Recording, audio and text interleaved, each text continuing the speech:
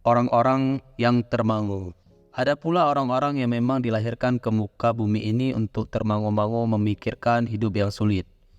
Sepanjang hari mereka membanting tulang, bersimbah keringat, terbirit-birit mencari nafkah, utang di mana-mana, masalah tak perai-perai, keperluan tak terlerai. Mereka adalah 10 sekawan tadi. Rusip, pimpinan CV Klino, termangu memikirkan bukan hanya usahanya yang seret, melainkan memikirkan Nihe dan Judilah. Kedua orang itu macam lokomotif yang menarik gerbong sifat-sifat buruk mereka sejak masa sekolah dulu, yakni suka mangkir, banyak tingkah dan selalu membantah. Mereka selalu tampak berantakan. Lebih parah, keduanya sekarang kecanduan selfie, terutama Nihe. Duo Nihe Junilah selalu tiba di tempat kerja paling telat, tetapi pulang selalu paling cepat. Kalau ada hari yang kejepit, tak bakal ada batang hidung mereka. Disuruh Rusip A, Nihe mengerjakan B, Junilah mengerjakan C, atau malah menolak mengerjakan apapun. Sibuk sendiri mereka membedaki hidung mereka lalu selfie. Jika Rusip marah, Nihe malah balik marah. Junilah ikut-ikutan marah. Pernah Rusip membaca buku di kios buku heroik punya debut Awaludin itu. Kata buku itu, jangan ajak saudara dan kawan-kawan dekat dalam bisnis, terutama jika mereka adalah orang-orang yang bergajul. Usaha kebersihan itu perlu orang-orang yang rapi, berdisiplin. Bagaimana mau membersihkan kalau diri sendiri berantakan? Bentak Rusip. Junilah acuh tak acuh, Nihe selfie lagi. Berbagai cara ditempuh Rusip untuk memecat dua oknum tak bertanggung jawab itu tanpa harus kehilangan persahabatan, tetapi selalu gagal. Menyesal dia menerima lamaran kerja mereka. Namun, jika diingat-ingat, Nihe dan Junilah sebenarnya tak pernah melamar kerja padanya. Tahu-tahu tak ada ombak, tak ada angin, mereka sudah bekerja di CV Klino. Lalu minta gaji setiap 2 minggu. Penumpang gelap CV Klino, itulah tepatnya Nihe dan Junilah itu. Rusip mencurahkan perasaannya pada debut Awaludin. Adapun Sobri termangu di pinggir jalan, di belakang setir mobil tangki septik. Gundah memikirkan anak-anaknya yang terancam tak bisa melanjutkan sekolah lantaran ekonominya yang morat-marit. Tohirin termangu memikirkan sampai kapan tenaganya masih akan kuat menjadi kuli di pelabuhan, padahal anak-anaknya masih kecil. Banyak kuli baru yang lebih muda dan kuat memikul 3 karung terigu sekaligus. Dia paling kuat hanya 1, itu pun megap-megap. Honorun termangu-mangu di tengah 6 anaknya yang masih kecil-kecil, yang berlarian ke sana kemari sehingga rumahnya macam dilanda angin puting beliung. Penghasilannya sebagai guru honorer tak memadai untuk membiayai keperluan keluarga yang besar itu. Salut dan debut Awaludin sendiri termangu-mangu kena imbas teknologi. Sejak internet menyerbu kota Belantik, warga kota semakin bahagia. Semakin bahagia maka angka harapan hidup mereka tinggi. Otomatis job menggali kubur untuk Salut menurun drastis. Internet juga tanpa belas kasihan menghantam usaha kios buku debut. Orang-orang lebih senang membaca apapun di internet ketimbang membaca buku. Namun, debut Awaludin tetap bertahan dengan idealisme. Dan semakin idealis dia, semakin melarat dia. Handai Tolani termangu karena sudah kesana kemari menawarkan diri untuk menjadi pembicara motivasi. Tak ada kantor-kantor yang mau menerimanya. Diyakinkannya setiap orang bahwa dia sudah banyak membaca buku-buku motivasi. Banyak tahu kata-kata mutiara, bahkan telah mengarang kata-kata bijak yang dapat mengobarkan semangat para pegawai. Tetap saja tak ada yang mau menanggapnya. Mungkin lantaran ijazahnya hanya SMP dan banyak yang tahu riwayat akademiknya bahwa dia diberhentikan dengan hormat tidak atas permintaan sendiri dari SMA karena berkali-kali tak naik kelas. Dinah pun termangu memikirkan ekonomi yang semakin sulit karena tempat berjualan semakin susah. Pedagang kecil makin tersingkir, tergusur, saingan ketat. Anaknya Aini termangu-mangu pula di depan buku matematika. Apalagi salah seorang kawan sekelasnya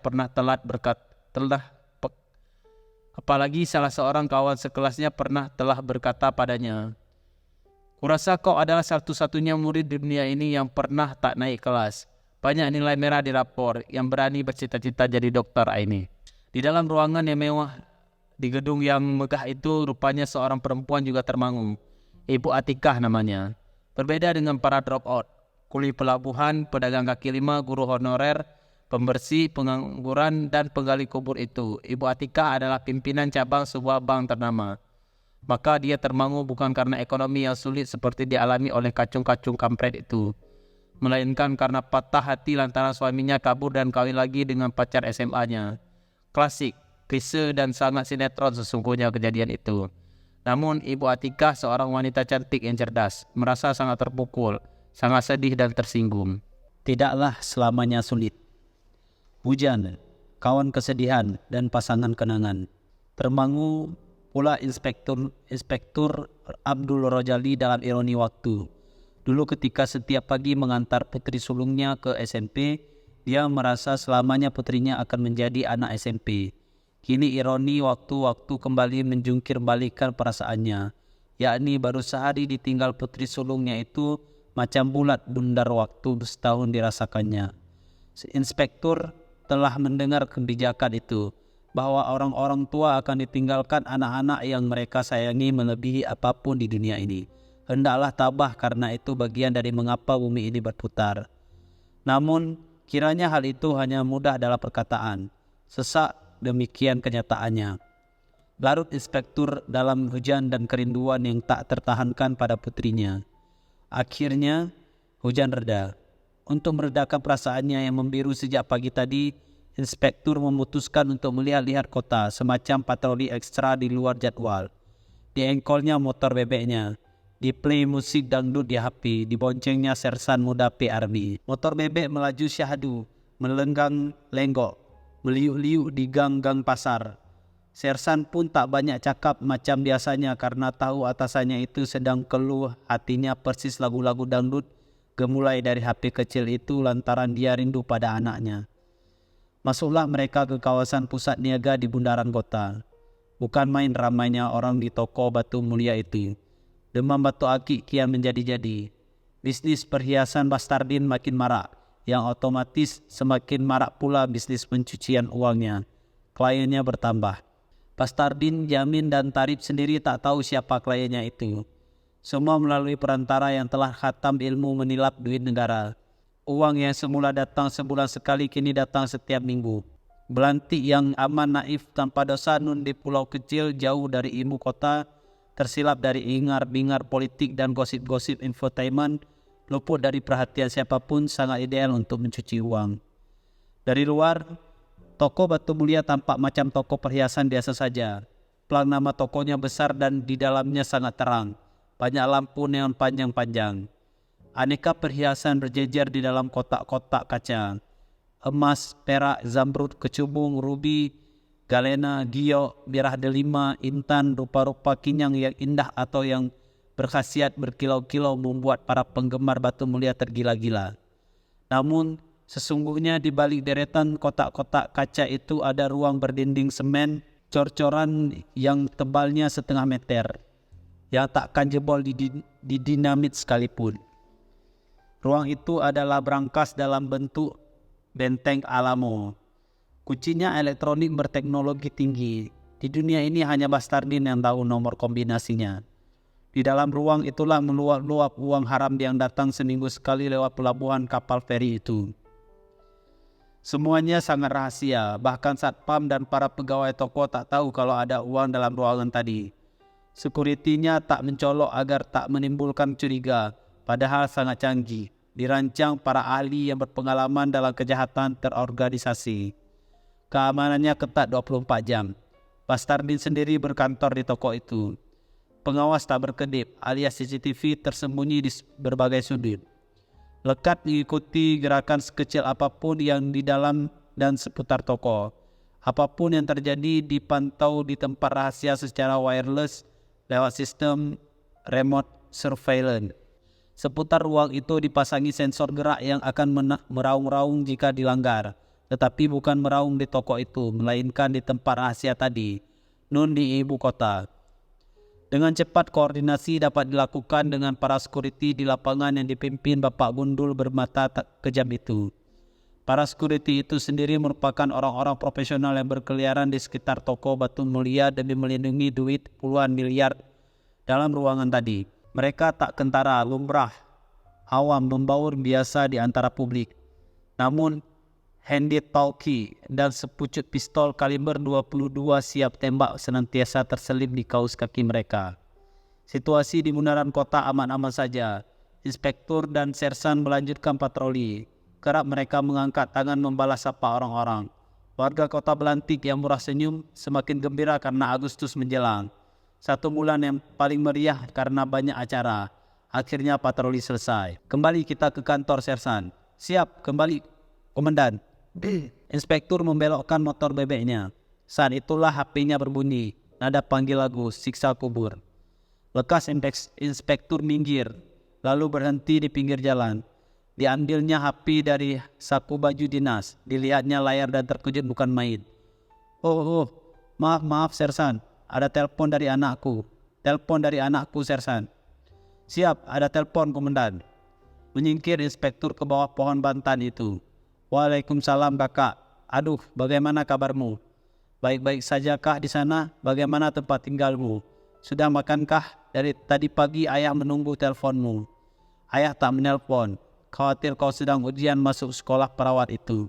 Baik ayah, aku baik-baik saja. Detik itu pula inspektur terkesiap. Jantungnya berdetak-detak. Anaknya berkata baik-baik saja. Kalian batin yang kuat. Dari nada suara anaknya, inspektur langsung tahu ada yang tak beres. Hening sejenak. Ada apa nak? Kakak diam saja. Lalu terdengar suara lain. Rupanya guru yang mengantarnya itu mengambil alih bicara. Kata ibu guru itu, tes masuk sekolah perawat itu diadakan kemarin. Hasilnya diumumkan pagi ini dan kakak tidak lulus. 6 kawan lainnya lulus, kakak sendiri yang tak lulus. Tersentak inspektur. Digenggamnya tangannya sendiri kuat-kuat karena kasihan pada anaknya. Hening lagi. Inspektur tak dapat berkata-kata. Lalu ada kabar lain dari guru itu. Katanya kepala sekolah perawat itu rupanya kenal dengan inspektur yang dulu pernah bertugas di ibu kota provinsi. Kata guru itu, kalau inspektur mau, kakak bisa diberi keistimewaan agar diterima di sekolah itu. Tapi kan anak saya tidak lulus tes, Bu. Ya, ini keistimewaan khusus untuk anak-anak pejabat. Maaf Bu, saya bukan pejabat, saya hanya polisi biasa. Tolong bilang terima kasih kepada kepala sekolah itu. Bilang juga biar kakak ikut tes lagi tahun depan. Guru itu bilang lagi, katanya kalau mau ada sekolah swasta. Tapi mahal, uang mukanya 9 juta. Bolehkah saya bicara lagi dengan kakak, Bu? Kakak kembali ke telepon. Uang kakak sekarang tinggal berapa? 650.000 ayah. Inspektur ingat punya tabungan 2.100.000. Hening lagi. Kata kakak, dia sangat ingin sekolah perawat. Dia sedih dan malu karena kawan-kawannya lulus tes. Sedangkan dia sendiri yang gagal. Katanya kawan-kawannya itu adalah kawan-kawan terbaiknya. Cita-cita mereka sama sejak SD dulu, mau jadi perawat. Dia tak mau berpisah dari kawan-kawannya itu. Kakak bisa masuk SMA di sana, jadi masih satu kota dengan kawan-kawan kakak itu, saran inspektur. Kakak bilang saingan masuk SMA yang bagus juga berat dan akan sulit masuk karena sistem rayon. Setahu ayah di sana ada STM yang tak perlu tes. Kakak bebas bisa pilih jurusan mesin, listrik, bangunan atau jurusan bengkel bubur. Kakak diam, senyap, lalu terdengar isak tangis, lalu sedu-sedan. Kakak menangis ya? Aduh, kakak, janganlah menangis. Pulanglah, belajar lagi, tes lagi sekolah perawat itu tahun depan. Pasti lulus tahun depan. Guru mengambil alih lagi HP itu. Bisa masuk sekolah perawat swasta itu saja, Pak. Untuk membantu biayanya nanti bisa dicarikan beasiswa, Pak. Maaf Bu, aku masih aktif bekerja. Banyak anak tak mampu yang lebih perlu beasiswa itu. Akhirnya diputuskan bahwa siang itu juga kakak pulang ke Belantik. Terpaku sersan melihat inspektur menutup HP, lalu menutup mulutnya dengan tangan. Sembab wajahnya. Sersan tahu pasti sesuatu yang menyedihkan telah menimpa komandannya itu. Sepanjang sisa hari itu inspektur hanya termangu bertopang dagu, keluh hatinya. Sore nanti dia akan menjemput anaknya di pelabuhan. Tak sampai hati dia melihat anaknya pulang dengan tangan hampa. Pulang dari kantor, inspektur langsung ke pelabuhan. Kapal feri belum datang. Kapal selalu terlambat pada musim angin kuat, ombak besar ini. Hampir menjelang senja, kapal belum datang juga. Sudah 1 jam inspektur berdiri mematung, tak lepas memandang semenanjung. Kepalanya dipenuhi rangkaian kata-kata yang akan diucapkannya untuk membesarkan hati anaknya nanti. Inspektur tak pernah gentar menghadapi penjahat yang paling jahat sekalipun. Namun menghadapi puteri kecilnya yang sedang kecewa, dadanya berdebar-debar. Karena dia merasa telah mengambil keputusan yang tak mendukung cita-cita besar putrinya untuk menjadi perawat. Padahal kepala sekolah perawat itu sudah mau menerima putrinya. Padahal kalau dia mau, putrinya bisa saja dapat beasiswa. Akhirnya, Nun di ujung semenanjung sana tampaklah kapal feri itu. Sirene berkumandang dari kantor Syah Bandar. Pertanda kapal akan merapat. Mendengar sirene itu, hati inspektur semakin terenyuh. Tak lama kemudian kapal itu merapat. Para penumpang turun satu persatu. Tak lepas inspektur menatap para penumpang itu. Lalu Nun di sana muncullah putrinya. Sambil menyandang tas punggung yang terlalu besar bagi tubuhnya yang kecil, terpontal anak perempuan itu berlari menuju ayahnya. Inspektur menduga putrinya akan menangis terseduh-sedan seperti di telepon itu karena kegagalan yang getir masuk sekolah perawat yang sangat diidamkannya. Karena terpisah dari kawan-kawan terbaiknya, karena terpaksa pulang dengan malu dan penuh kekalahan. Maka inspektur telah menyiapkan diri untuk satu episode sinetron senja ini. Namun dia terkejut tak kepalang karena ternyata putrinya menegakkan badan di depannya, membetulkan jilbabnya, tersenyum lebar dan mengatakan sangat bangga akan keputusan yang diambil ayahnya. Kata anaknya dia akan masuk SMA saja di Belantik. Anak beranak itu lalu pulang. Inspektur dibonceng putrinya. Motor bebek tuanya meliuk-liuk di antara mobil-mobil mewah, toko-toko yang besar dan gedung-gedung yang tinggi. Si sulung memeluk pinggang ayahnya erat-erat. Inspektur senang karena ternyata menjadi orang jujur tidaklah selamanya sulit.